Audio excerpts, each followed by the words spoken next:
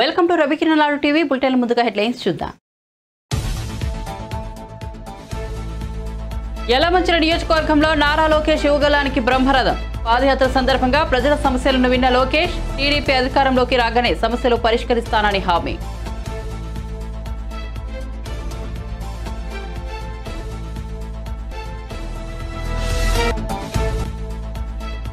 ఇన్ఛార్జీల మార్పులతో కొందరికి బాధ ఆవేదన ఉంటాయన్న సజ్జల రామకృష్ణారెడ్డి. ప్రజలకు ఏదైతే చెప్పామో అదే చేస్తున్నామని వెల్లడి. రాజకీయ పార్టీగా టీడీపీ ఉనికిని కోల్పోయిందని వ్యాఖ్య.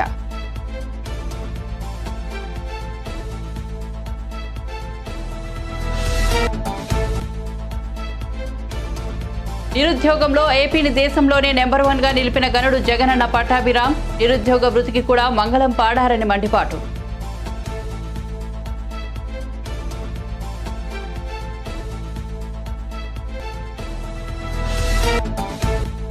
తెలంగాణ శాసనసభ స్పీకర్ గా ప్రసాద్ కుమార్ ఏకగ్రీవ ఎన్నిక.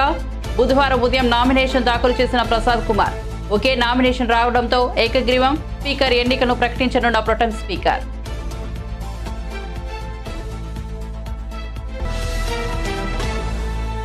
ఇక వార్త వివరాల్లోకి వెళ్తే పలు నియోజకవర్గాలకు వైసీపీ ఇన్ఛార్జీలను మార్చిన సంగతి తెలిసిందే. దీనిపై ప్రభుత్వ సలహాదారు సజ్జల రామకృష్ణారెడ్డి స్పందిస్తూ ఇన్ఛార్జీల మార్పులతో కొంతమందిలో బాధ ఆవేదన ఉంటాయని చెప్పారు.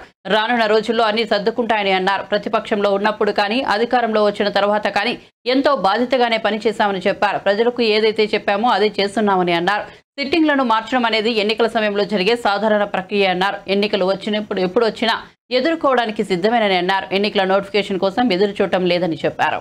జగన్ కు వైసీపీ ప్రభుత్వానికి ప్రజల్లో ఎంతో ఆదరణ ఉందని, ఏం చేయాలో దిక్కుతోచిన స్థితిలో విపక్షాలు ఉన్నాయని సజ్జల అన్నారు. జైల్లో ఉన్నప్పుడు ప్రపంచంలోని అన్ని రోగాలు తనకు ఉన్నాయని చంద్రబాబు చెప్పుకున్నారని, ఇప్పుడు రొమ్ములు విరుచుకొని దేశమంతా తిరుగుతున్నారని అంటున్నారని విమర్శించారు. టీడీపీ జనసేన పొత్తులో ఉన్నాయని, ముఖ్యమంత్రి అభ్యర్థి ఎవరో చెప్పాలని అన్నారు. తెలంగాణలో జనసేనకు నోటా కంటే తక్కువ ఓట్లు వచ్చాయని చెప్పారు. ఒక రాజకీయ పార్టీగా టీడీపీ ఉనికిని కోల్పోయిందని, ఇప్పుడు ముఠాగా తయారని దుయ్యబట్టారు. చంద్రబాబు అరెస్ట్ అయినప్పుడు చనిపోయినారన్నారు కదా, ఎంతమందికి పరిహారం ఇచ్చినారు వాళ్ళు? ఓ ఇద్దరికో ముగ్గురికి అసలు ఆ చెక్కులు చెల్లినాయా? మేము అడగనక్కడ ఎందుకు మా అంటే పొద్దుపోని వాళ్ళు చేసే యాక్టివిటీకే ఒక అర్థం లేనప్పుడు కేవలం ఏదో డ్రామాలు వేసి ఆయన పాదయాత్ర 3000 కిలోమీటర్లు, నాకు అదే డౌటే. అసలు నడిచినాడా లేదా, ఎక్కడికి పోయినాడా లేదా, ఇవే లేనప్పుడు అవన్నీ క్వశ్చన్లు వేసుకుంటే అనేని మాకే చెప్పడానికి ఇంత ఉంది కాబట్టి దాని జోలికి పోవట్లే. కానీ ఆన్సర్ ఇవ్వాల్సింది వాళ్ళు. అసలు ఏ యాక్టివిటీ ఎందుకు చేస్తున్నారో ఏమైనా అర్థం ఉందా? జైల్లో పడినప్పుడేమో ప్రపంచంలోని రోగాలన్నీ ఆయనలో ఉన్నట్టు అన్నారా? ఇప్పుడు రొమ్ము తీసుకొని దేశం అంతా నేను తిరుగుతానంటున్నాడా? ఎక్కడి నుంచి వచ్చినా ఈ శక్తి అంతా? ఆ రోజు ఏమైంది ఉన్నట్టుండి జైల్లో పడగానే? లేదా ఆ రోజు ఆయన భార్య కోడలు వీళ్ళంతా వీళ్ళు తిరుగుతారన్నారు, వాళ్ళు ఏమయ్యారు? ఆ రోజు తిరగాల్సిన కొడుకు అన్నాళ్ళు ఎక్కడ పడుకున్నాడు? ఈ రోజు ఉన్నట్టుండి 3 రోజుల్లో పాదయాత్ర ఎట్లా ముగిస్తున్నాడు? అలాగే తెలంగాణలో వాళ్ళు ఏం చేసినారు? తెలంగాణలో అసలు కాంగ్రెస్ను టీడీపీ గెలిపించింది అని ఒకవేళ జెండాలు ఎత్తుకుంటే వాళ్ళ ఓట్లు ఎక్కువ ఉన్న సెటిలర్స్ దీంట్లో ఉన్నాయని వాళ్ళు అనుకొని హైదరాబాద్లో ఎందుకు పోయినారు? వాళ్ళు ఏమైనా చేస్తే నేను అనుకోవడం అయితే వాళ్ళకు ఆ రోజు 18లో పొత్తు పెట్టుకొని దెబ్బ కొట్టారు. ఇప్పుడు కూడా వాళ్ళని దెబ్బతీసినారని అనిపిస్తుంది. వీళ్ళు మేము కాంగ్రెస్తో ఉన్నామన్నందువల్ల మిగిలిన అందరూ ఏకమైనారేమో అనే రకమైన ఇది అక్కడ హైదరాబాద్ రిజల్ట్స్ చూస్తే అనిపిస్తాం. జంటనగరాల రిజల్ట్స్, రాజధాని రిజల్ట్స్ చూస్తే. ఇంకో పక్క ఆయన పవన్ కళ్యాణ్ ఆయన మరి ఎక్కడైతే పోటీ చేసినాడో మరి వీళ్ళ ఓట్లందరూ ఉంటే ఎందుకు వేయించలే? కుకట్పల్లి 30,000 వస్తాయా? మిగిలిన చోట్ల అసలు 100 ఓట్ల కంటే తక్కువ ఎట్లు వచ్చినాయి? అంటే టీడీపీ వాళ్ళు ఓట్లు వేయలేదు కదా అక్కడ పవన్ కళ్యాణ్కు. మరి పవన్ కళ్యాణ్ వాళ్ళు కలిసి ఇక్కడ పోటీ చేస్తారా? ఇవి వాళ్ళు 100-200 క్వశ్చన్లు వస్తూనే ఉన్నాయి.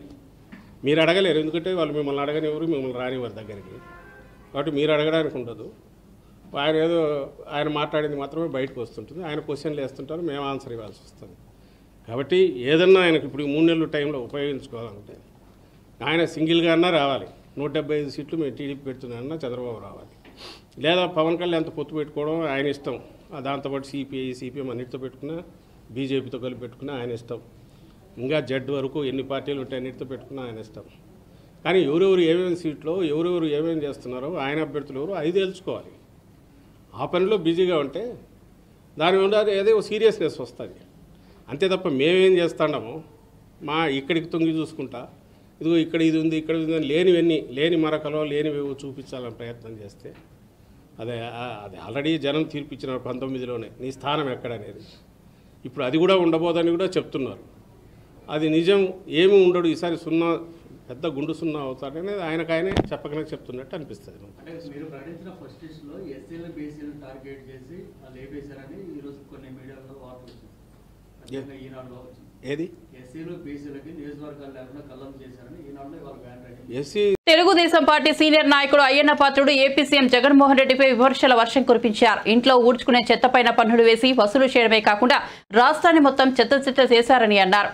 రైతు భూమి పట్టాదారు పాస్ పుస్తకాలపై జగన్ బొమ్మ ఎందుకు అని ప్రశ్నించారు. పూర్వీకుల ద్వారా సంక్రమించిన ఆస్తికి చెందిన పుస్తకాలపై జగన్ బొమ్మ ఎందుకు వేస్తున్నారో చెప్పాలంటూ ప్రశ్నించారు. రోడ్డు గుంతలు పూడ్చేందుకు డబ్బు లేదు కానీ ఆడుదాం ఆంధ్ర కోసం 100 కోట్లు ఖర్చు పెట్టేందుకు డబ్బులుంటాయన్నారు. ఈ ఆడుదాం ఆంధ్రాలో ఆటలో సీఎం జగన్ ఒక పక్క, రోజా ఇంకో పక్క ఆడుతుంటారేమోనని ఎద్దేవా చేశారు. మన పాస్ పుస్తకాల మీద మా బాబు ఇచ్చిన పుస్తకాల మీద ఈడు బొమ్మ వేయటమ్మా. మళ్ళీ సర్వేరాలు మన పొలం చుట్టూ సర్వేరాలు వేస్తున్నాడు. ఆ సర్వేరాయి మీద కూడా దిష్టి బొమ్మ ఫోటో. ఇంకోటి ప్రమాదం వస్తుంది సోదరులారా. ఇప్పుడు మనం భూమి కొంటాం, 6 ఎకరాల భూమి కొంటాం, డబ్బులు ఉంటాయి. ఆ భూమి మనం రిజిస్ట్రేషన్ చేసుకుంటాం రిజిస్ట్రేషన్ హౌస్లో. ఒరిజినల్ మనకి ఇవ్వడట, జెరాక్స్ కాపీ ఇస్తాడట. ఒరిజినల్ మన భూమి మీద ఆడొక్కేటమ్మా. సార్ ఎక్కడైతే మోసం జరుగుతుంది సార్, చూడాలి పెద్దలందరూ కూడా. నా ఉద్దేశం ఏంటంటే ఈ ఒరిజినల్ అన్నీ తీసుకుని అప్పులు ఇచ్చేస్తాడు వీడు. అప్పుడు బ్రతుకులేమైపోతారు. మన భూమి మీద ఆడిపోతాను ఏంటి, నాకు అర్థం అవుతుందో. సైకో నాకు అడిగిపోతే ఏమంటామండి. ఈ చెత్త నా కొడుకులు అందరూ కూడా రాష్ట్రాన్ని చెత్త చేస్తారమ్మా. మన పిల్లల భవిష్యత్తు పోతుంది. మేము ఉంటాం పోతాం, ఎన్నాళ్ళు ఉంటాం రాజకీయాల్లో, ఎన్నాళ్ళు ఉంటామమ్మా. ఆపద వచ్చిన తర్వాత ఏదో మంచి పని చేయాలి కదా. రోడ్లు చూస్తే ప్రతి దగ్గర బొక్కలకి అప్పుడు డబ్బులు లేవు వీడికి. రేపట్ట ఆడుకుందాం రా అంట ప్రోగ్రామ్. మళ్ళీ ఆడదాం ఆంధ్ర అంట 20 రోజుల ప్రోగ్రాం. దానికే 100 కోట్లు కేటాయింపు. ఏడు ఎవరు ఆడతారు ఆటలు?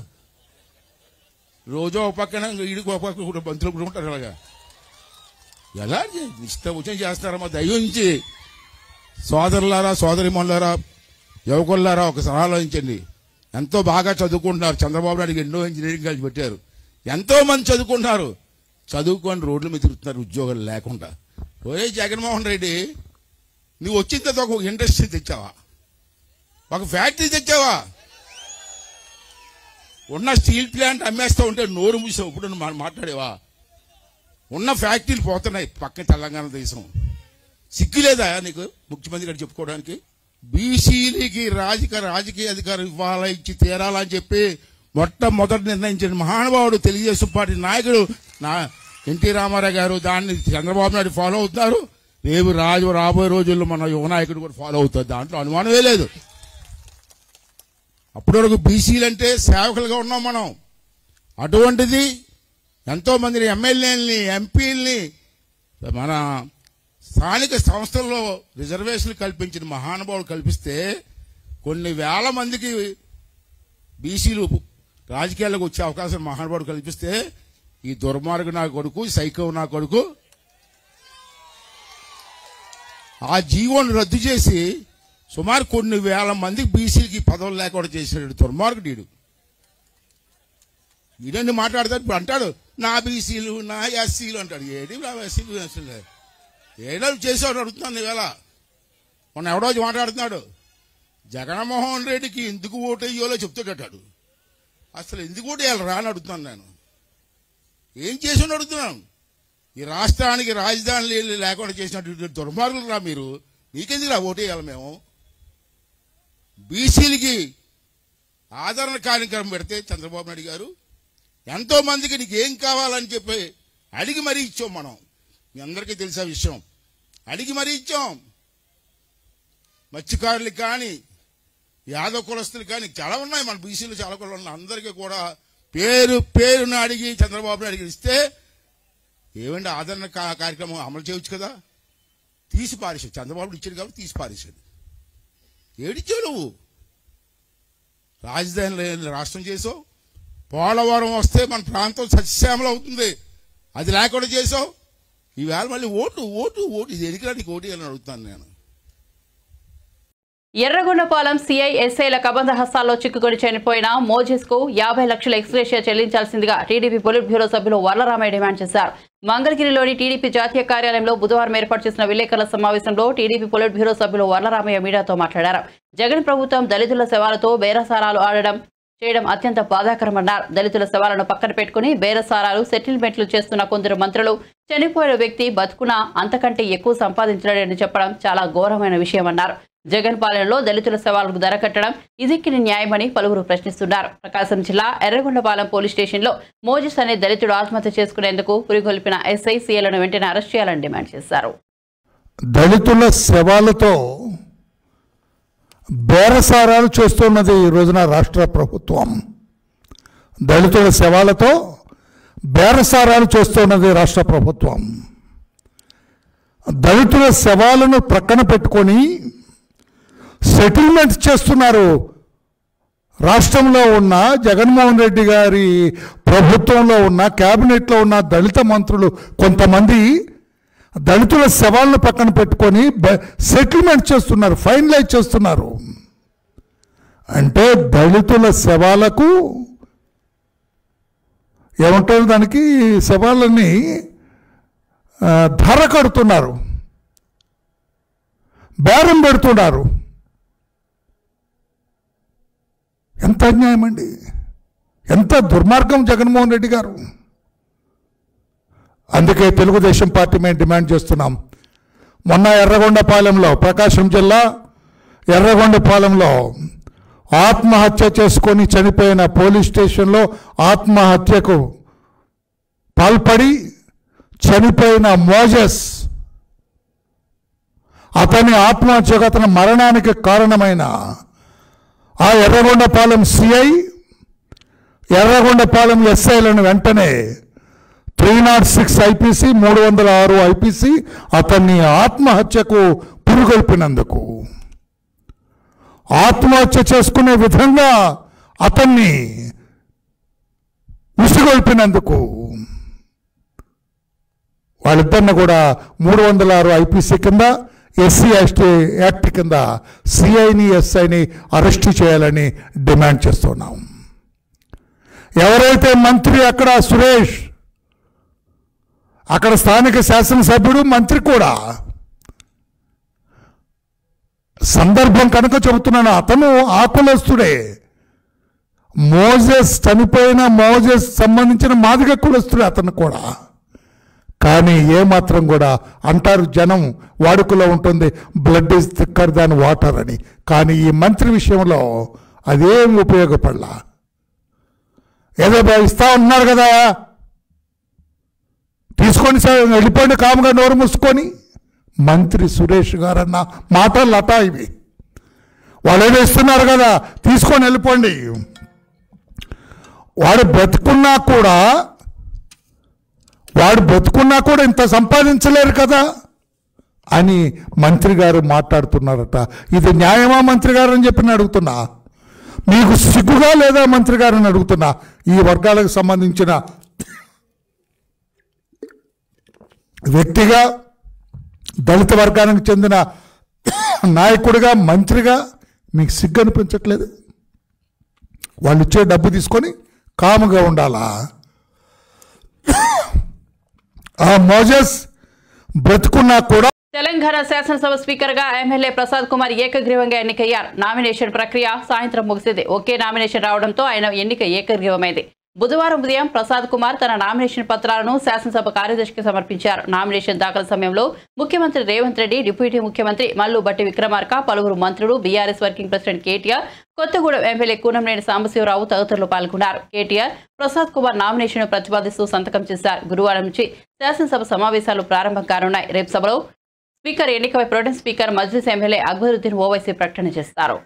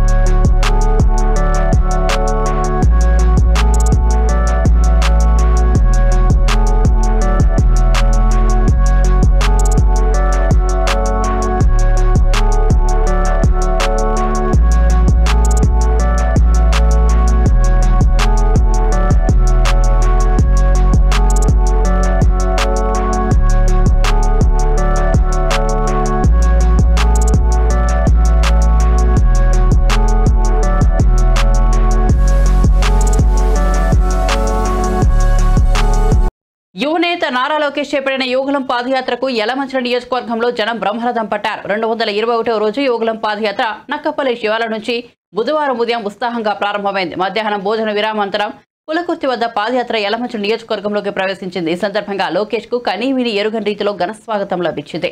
యలమంచిలి ఇన్ఛార్జ్ ప్రగడ నాగేశ్వరరావు, జనసేన ఇన్ఛార్జ్ సుందరపు విజయ్ నేతృత్వంలో పార్టీ కార్యకర్తలు, అభిమానులు యువనేత లోకేష్ కు అపూర్వ స్వాగతం పలికారు. భారీ గజమాలలు, డప్పు శబ్దాలు, కోలాటం, బారసంచా మూతలతో పులకుర్తి గ్రామం తద్దలిరింది.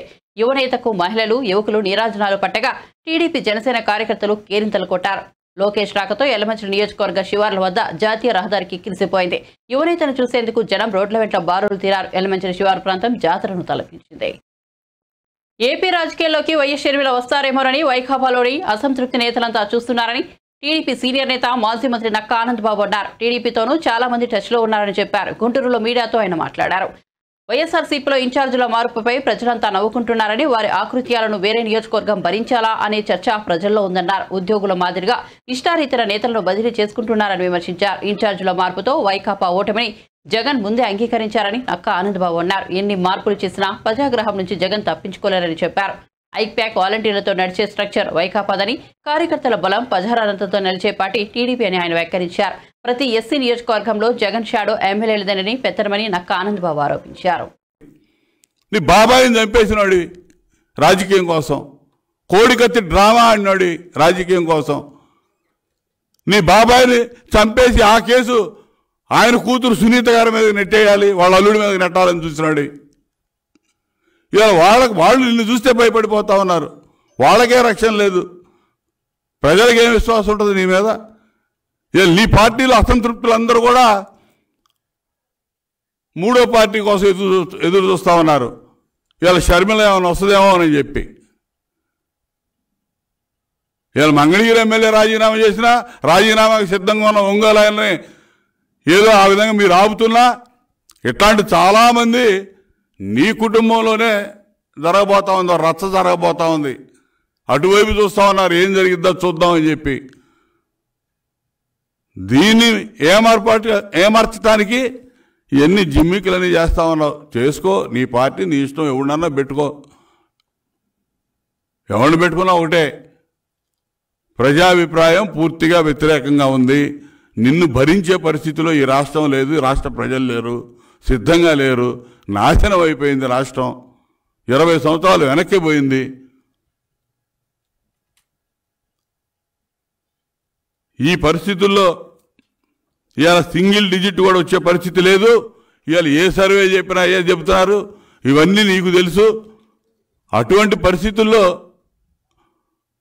నువ్వు మొత్తం కూడా ఏదో మసిపూసి మారేడుకాయ చేయడానికి అటు ఇటు షఫలింగ్ చేసి ఏదో షో చేస్తూ ఉన్నావు. దీంతో ఇవన్నీ కూడా నువ్వు ఎన్ని చేసినా కూడా ప్రజలు మీ పార్టీకి ఓట్లు వేయడానికి సిద్ధంగా లేరు. వైనాట్ 175 కాదు, నీకు 0 రాబోతా ఉంది. పులివెందులో కూడా నువ్వు ఓడిపోతావు. ట్రాన్స్ఫర్లు వీళ్ళని చేయటం కాదు, నువ్వు కూడా ట్రాన్స్ఫర్ అక్కడి నుంచి అక్కడికన్నా. నువ్వు ఓడిపోయావు. ఆల్రెడీ గ్రాడ్యుయేట్ ఎన్నికల్లో పులివెందులో ఓడిపోయావు కాబట్టి నువ్వు కూడా ట్రాన్స్ఫర్ చూసుకోవటన్నా. ప్రభుత్వ అధికారులను ట్రాన్స్ఫర్ చేసినట్టు మొత్తాన్ని ట్రాన్స్ఫర్ చేస్తూ ఉన్నారు, అటు. ప్రజలు నవ్వుకుంటా ఉన్నారు. ఒక మంత్రిగా చేసిన వాళ్ళని నువ్వు నియోజకవర్గాలు మార్చేస్తా ఉన్నావంటే వాళ్ళు ఇక్కడ ఫెయిల్ అయినట్టే కదా. అసలు ముఖ్యమంత్రి జగన్ సాధించిన ఘనతలతో రాష్ట్ర ప్రజలు సిగ్గుతో తలదించుకుంటున్నారని టీడీపీ నేత పట్టాభిరామ్ విమర్శించారు. నిరుద్యోగ రేటులో ఏపీని దేశంలోనే నెంబర్ 1గా నిలిచిన ఘనత జగన్మోహన్ రెడ్డిదేనని అన్నారు. మన దేశంలోని పట్టభద్రుల్లో ఎక్కువగా నిరుద్యోగులు ఏపీలోనే ఉన్నారని కేంద్ర ప్రభుత్వం విడుదల చేసిన పీరియాడిక్ లేబర్ ఫోర్స్ నివేదికలో వెల్లడైందని చెప్పారు. 24% నిరుద్యోగ రేటుతో బీహార్ను ఏపీ మించిపోయిందని విమర్శించారు. నిరుద్యోగుల రేటు తెలంగాణలో 16.6%గా, తమిళనాడులో 16.3%గా, బీహార్లో 16.6%గా, కేరళలో 19.8%గా ఉందని చెప్పారు. రాష్ట్రంలో నిరుద్యోగ రేటు పెరగడానికి జగన్ అసమర్థతే కారణమని పట్టాభిరామం దుయ్యబట్టారు. ఈ రాష్ట్ర ముఖ్యమంత్రి జగన్మోహన్ రెడ్డి యొక్క ఘనతలు, ఆయన సాధించినటువంటి ఘనతలు ప్రతిరోజు కూడా మనం తలదించుకునే విధంగా ఉంటాయి. సాధారణంగా మన రాష్ట్రం ఏ రంగంలో అయినా ఇదిగో ఈ రకంగా ఘనత సాధించింది, ఇంత మంచి పేరు తెచ్చుకుంది అని గర్వంగా చెప్పుకునేటటువంటి పరిస్థితులు ఉంటాయి సాధారణంగా. గతంలో చంద్రబాబు నాయుడు గారు ముఖ్యమంత్రిగా ఉన్నటువంటి సమయంలో ఆ రకంగానే రకరకాలుగా వివిధ రంగాల్లో ఇదిగో మా రాష్ట్రం ఎంత గొప్పగా ఉంది అంత గొప్పగా ఉందని చెప్పి గర్వంగా మనం చెప్పుకుని తిరిగేవాళ్ళం. కాలర్ ఎగరేసుకుని నిలబడేటటువంటి పరిస్థితి ఉండేది. కానీ ఇవాళ ఏ రోజు ప్రధాన వార్త చూసినా కూడా మన సిగ్గుతో తలదించుకునే విధంగానే వార్తలు ఉంటూ ఉన్నాయి, వాస్తవాలు ఉంటూ ఉన్నాయి, వివిధ కేంద్ర ప్రభుత్వ నివేదికలు ఉంటూ ఉన్నాయి. వివిధ రంగాల్లో రాష్ట్రం ఎంత అధ్వానంగా మరి తన పనితీరు ప్రదర్శిస్తుందో ప్రతిరోజు కూడా మనం నిత్యం పేపర్లలో చదువుతూనే ఉంటాం. మరి ఆ కోవలోనే ఈరోజు మళ్ళీ మనం ఒక కొత్త నివేదిక యొక్క ఫలితాలు పీరియాడిక్ లేబర్ ఫోర్స్ సర్వే ఏదైతే మరి కేంద్ర ప్రభుత్వం ప్రతి సంవత్సరం కూడా నిర్వహించినటువంటి ఈ సర్వే ఏదైతే ఉందో మరి ministry of statistics and planning వారు నిర్వహించినటువంటి ఈ సర్వే, ఆ సర్వే నివేదిక తాజా నివేదికలో కొత్తగా ఒక అంశం ఏం బయటపడిందంటే దేశంలోనే మరి అత్యధికంగా చదువుకున్న యువతలో నిరుద్యోగులు అత్యధికంగా ఉన్నది మన రాష్ట్రంలోనే అని చెప్పి ఈరోజు వార్తాపత్రికల్లో ఉన్నటువంటి ప్రధాన హెడ్లైన్. నిరుద్యోగంలో నెంబర్ 1, పట్టభద్రుల నిరుద్యోగంలో బీహార్ని మించిపోయిన ఏపీ, అత్యధికంగా రాష్ట్రంలో 24% నిరుద్యోగిత, కేంద్ర ప్రభుత్వ వార్షిక నివేదికలో బహిర్గతం. 24% అంటే చదువుకున్న యువతలో, గ్రాడ్యుయేట్స్ అయిన యువతలో 24% నిరుద్యోగత. అన్ఎంప్లాయ్మెంట్ రేట్ 24% అండి గ్రాడ్యుయేట్ యూత్లో, which is the highest in the country, దేశంలోనే అత్యధికం. మరి అటువంటి గొప్ప ఘనకార్యాన్ని మరి మన రాష్ట్రం సాధించినట్టు పీరియాడిక్ లేబర్ ఫోర్స్ సర్వే వారు గణాంకాలు చాలా స్పష్టంగా వాళ్ళు వెల్లడించారు. మిగతా అనేక రాష్ట్రాలతో మనం పోల్చుకున్నట్లయితే, ఉదాహరణకి తెలంగాణ రాష్ట్రం చూసినట్లయితే పొరుగునున్నటువంటి తెలంగాణ రాష్ట్రంలో 16.6% మాత్రమే మరి చదువుకున్న యువతలో నిరుద్యోగ రేటు అన్ఎంప్లాయ్మెంట్ పర్సంటేజ్ ఉంది. తమిళనాడులో 16.3% ఉంది, కేరళలో 19.8% ఉంది, బీహార్లో 16.6%, కేవలం 16.6% బీహార్లో ఉంది. ఆ రకంగా మనకంటే కూడా అన్ని రాష్ట్రాలు కూడా చాలా తక్కువ అన్ఎంప్లాయ్మెంట్ పర్సంటేజ్ రేట్తో. జనసేన అధినేత పవన్ కళ్యాణ్ ఆ పార్టీ కీలక నేత నాదెండ్ల మనోహర్లపై మంత్రి గుడివాడ అమర్నాథ్ తీవ్ర వ్యాఖ్యలు చేశారు. రాష్ట్రాన్ని హోల్సేల్ గా వైసీపీ అమ్మేయడాన్ని ప్రారంభించిందన్న మనోహర్ వ్యాఖ్యలపై అమర్నాథ్ స్పందిస్తూ మనోహర్ ఒక పొలిటికల్ బ్రోకర్ అని అన్నారు. ప్రజలను తప్పుదో పట్టించే ప్రయత్నం చేశారని మండిపడ్డారు. జనసేన అధినేత పవన్ కళ్యాణ్ అజ్ఞాతవాసి అయితే ప్రభుత్వం మీద తప్పుడు ఆరోపణలు చేస్తున్న నాదెండ్ల మనోహర్ అజ్ఞానవాసి అని ఎద్దేవా చేశారు. జగన్ తీసుకునే నిర్ణయాలను ఎవరూ అతీతులు కారని అమర్నాథ్ అన్నారు. అమర్నాథ్ అవసరం లేదు అనుకుంటే తనను కూడా తీసేస్తారని చెప్పారు. ఎమ్మెల్యేలు, ఇన్ఛార్జీల కంటే లక్షలాది మంది కార్యకర్తలే ముఖ్యమని అన్నారు. భవిష్యత్తులో చాలా మార్పులు ఉంటాయని చెప్పారు. జగన్ తమకు టికెట్ ఇవ్వకపోతే పార్టీ జెండా పట్టుకుని తిరుగుతామే తప్ప తమకు మరో ఆలోచన ఉండదని అన్నారు. ప్రజల్ని తప్పుదోవ పట్టించేటువంటి కార్యక్రమాలు. ఇందులో హెడ్డింగ్ ఏంటంటే వైసీపీ క్లియరెన్స్ సేల్ మొదలుపెట్టింది అనేటువంటిది దీనికి హెడ్డింగ్. ఇది మాట్లాడింది ఎవరు? జనసేనలో ఉన్నటువంటి ఒక పొలిటికల్ బ్రోకర్. ఎవరు? తెలుగుదేశం పార్టీని జతపరచాలని, తెలుగుదేశం పార్టీని దగ్గర చేయాలి జనసేనకి, లేదా జనసేనని తీసుకెళ్లి హోల్సేల్గా తెలుగుదేశం పార్టీకి అమ్మేయాలనేటువంటి దానికి మధ్యవర్తిగా వ్యవహరించినటువంటి ఒక పొలిటికల్ బ్రోకర్ చెప్పినటువంటి మాటలు ఇవన్నీ కూడా. ఉమ్మడి రాష్ట్రానికి స్పీకర్ పదవి చేశాడు. ఏదో కాస్త కూస్త జ్ఞానం ఉందని చెప్పి అనుకున్నాం. కొంచెం అన్నా మాట్లాడేటప్పుడు కొన్ని వాస్తవాలు, సరే ప్రతిపక్షంగా ఉన్నారు కాబట్టి అధికారంలో ఉన్నటువంటి రాజకీయ పార్టీని విమర్శించేటువంటి అవకాశం ప్రజాస్వామ్యం ఈ దేశంలో ప్రతి ఒక్కరికి ఇచ్చింది. కానీ ప్రజల్ని తప్పుదోవ పట్టించేటువంటి మాటలు మాట్లాడడం అనేటువంటిది సమంజసం కాదు. వాళ్ళ నాయకుడేమో అజ్ఞాతవాసి, ఈయనేమో అజ్ఞానవాసి. ఇందులో రెండు అంశాలకు సంబంధించి ఒకటి నియోజన్ ప్రాపర్టీస్ హిందూపూర్కి సంబంధించినటువంటి 350 ఎకరాలకు సంబంధించినటువంటి భూమిని క్విడ్ ప్రోకో కింద ఈ ప్రభుత్వం వారికి కట్టబెట్టింది అనేటువంటిది వారు ఇచ్చినటువంటి స్టేట్మెంట్. ఇందులో ఏం రాశాడు? నియోజన్ ప్రాపర్టీస్ లిమిటెడ్ అనే సంస్థకు వైఎస్ఆర్ ప్రభుత్వం అంటే రాజశేఖర రెడ్డి గారి ప్రభుత్వం హయాంలో 350 ఎకరాలు కేటాయించింది. కరెక్టే. 2019లో జగన్ ముఖ్యమంత్రి అయిన తర్వాత భూములు వెనక్కి ఇచ్చేయాలని వెంటపడడంతో వాళ్ళు కోర్టుకు వెళ్ళారనేటువంటి ఒక అబద్ధాన్ని వారు ఇందులో రాశారు. ఎందుకు ప్రజల్ని తప్పుదోవ పట్టించి ప్రభుత్వం మీద, వైఎస్ఆర్ కాంగ్రెస్ పార్టీ ప్రభుత్వం మీద, ముఖ్యమంత్రి గారి మీద బురజల్లేటువంటి ప్రయత్నం చేస్తూ ఉన్నారు. వారికి 2005-6 ప్రాంతంలో గౌరవ ముఖ్యమంత్రి ఆ రోజు దివంగత మహానేత రాజశేఖర రెడ్డి గారు ముఖ్యమంత్రిగా ఉన్నప్పుడు అత్యంత వెనుకబాటు ప్రాంతమైనటువంటి రాయలసీమ ప్రాంతంలో హిందూపూర్లో ఒక 350 ఎకరాల భూమిని వారికి కేటాయిస్తే ఎపరల్ పార్క్ని ఏర్పాటు చేస్తామని చెప్పి ఆ రోజు ఏపీఐసి ద్వారా వారికి కేటాయించడం జరిగింది. కేటాయించినప్పుడు కూడా ఎస్సీజెడ్గా మాకు కావాలని చెప్పి ఆ సంస్థ కోరితే వారి కోరికని మన్నించి ఇచ్చినటువంటి సందర్భం.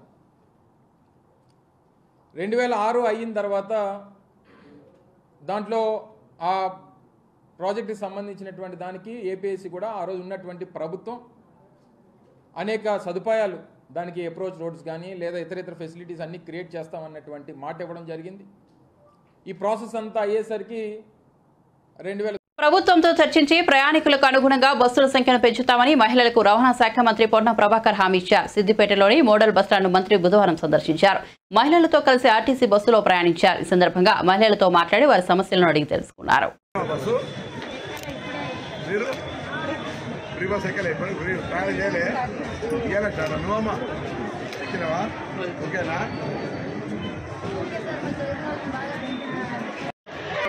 ప్రభుత్వం వచ్చి వారం రోజులే, అంతకుముందు ఆర్టీసీని చంపేసారు.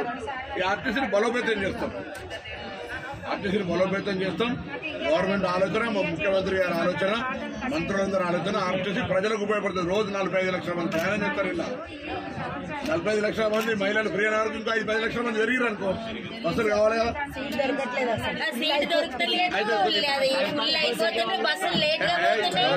ఫ్రీగా వచ్చినాక 5-10 లక్షలు పెరిగి ఉండొచ్చు.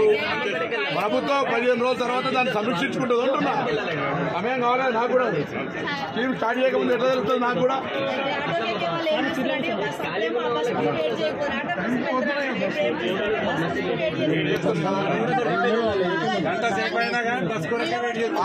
బులెటిన్ ముగించే ముందు హెడ్లైన్స్ మరోసారి చూద్దాం.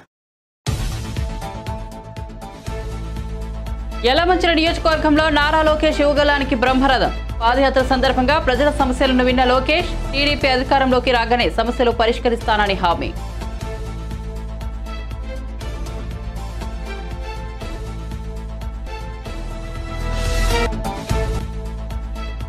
ఇన్ఛార్జీల మార్పులతో కొందరికి బాధ, ఆవేదన ఉంటాయన్న సజ్జల రామకృష్ణారెడ్డి. ప్రజలకు ఏదైతే చెప్పామో అదే చేస్తున్నామని వెల్లడి. రాజకీయ పార్టీగా టీడీపీ ఉనికిని కోల్పోయిందని వ్యాఖ్య.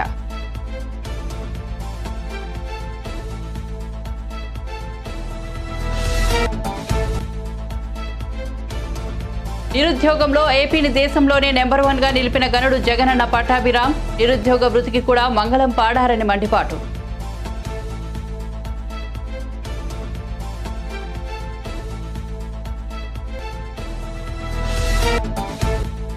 తెలంగాణ శాసనసభ స్పీకర్గా ప్రసాద్ కుమార్ ఏకగ్రీవ ఎన్నిక.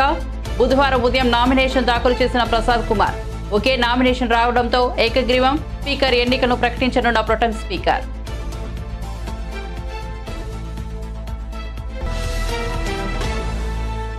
మరిన్ని అప్డేట్స్ కోసం చూస్తూనే ఉండండి రవికిరణాలు టీవీ.